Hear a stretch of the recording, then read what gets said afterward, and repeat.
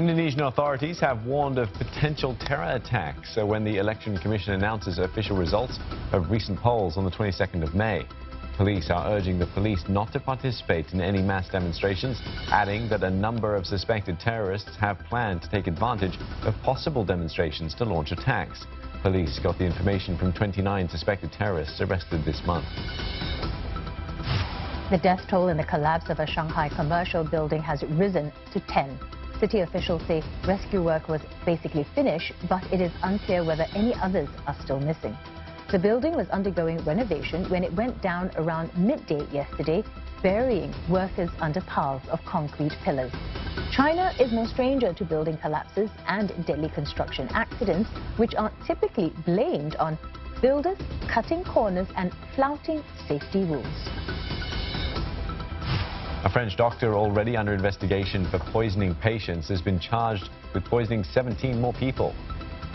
He is suspected of tampering with his colleagues' anesthesia pouches to trigger heart failures so that he can heroically bring patients back from the brink of death.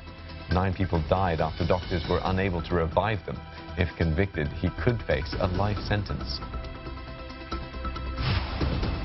Australian rugby player Israel Folau has been sacked after an independent panel ruled that his homophobic social media posts warranted a termination of his 4-year, $4 million contract with Rugby Australia.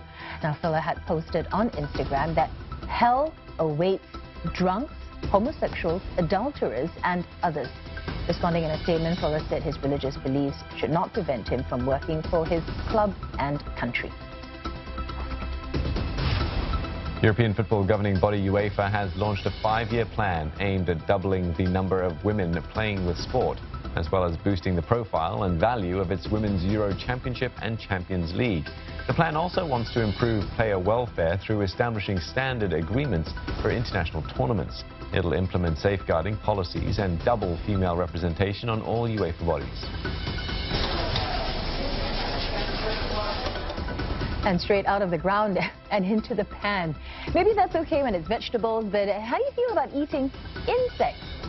Now you can find out, because the Mexican delicacy of escamoles or ant larvae are to your taste if you pop into Chef Fernando Villagomez's restaurant in Los Angeles. The Cordon Bleu trained chef is serving up his Mexican caviar, and he's adding his own spin by adding butter and white wine and tortillas. He says the ant larva has a nutty, buttery taste with the texture of fish. We leave it up to you to decide.